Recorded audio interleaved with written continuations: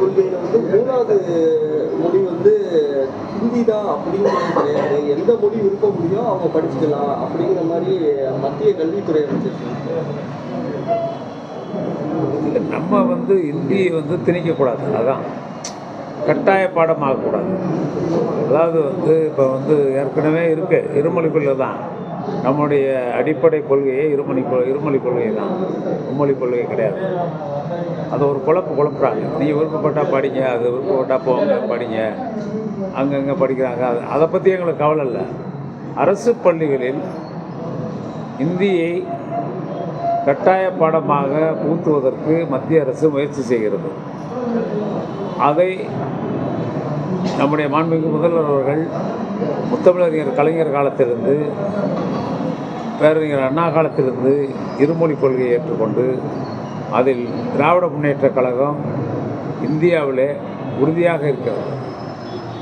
தமிழ் ஆட்சி மொழியாக வேண்டும், ஆங்கிலம் தொடர் மொழியாக இருக்க வேண்டும்.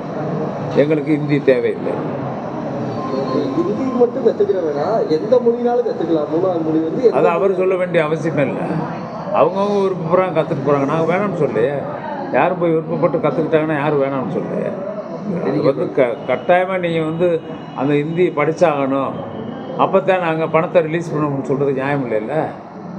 இவங்க கல்விக்காண்டி ஒதுக்கின நிதியை 2152 கோடியை அடம் பிடிச்சி விட்டுருக்காங்களே. எதுக்கு அடம் பிடிக்கிறாங்க? புதிய கல்விக் கொள்கையை ஏற்றுக்கிறோங்கிறாங்க. 3வது 5வதுக்கெல்லாம் பரிச்சை வைக்கணும். இதெல்லாம் நம்ம ஏற்றுக்கிறலையே. புதிய கல்விக் கொள்கையை ஏற்றுக்கொள்ள முடியாது, அப்படித்தானே? அதானே சொல்கிறாங்க அவங்க. அது வந்து தேசிய கல்விக் கொள்கையாக இருந்தாலும் புதிய கல்விக் கொள்கையாக இருந்தாலும் எதாக இருந்தாலும் 3வது மொழி ஏற்றுக்க முடியாது.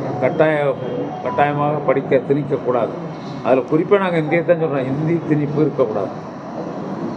எங்களுடைய தாய்மொழி தமிழ் தான் உலக மொழியாக இருக்க வேண்டும். அதுதான் எங்களுடைய லட்சியம். அதனால செந்தமிழ் அந்தஸ்து வாங்கணும். நேரத்தை சொன்னது தாய்மொழி தமிழ் தான் உலக மொழி. உலகத்தில் எல்லா இடத்துலையும் தமிழ் தான் இருக்குது, வேறு எதுவும் இல்லை. இந்தி எங்கேயுமே இல்லை.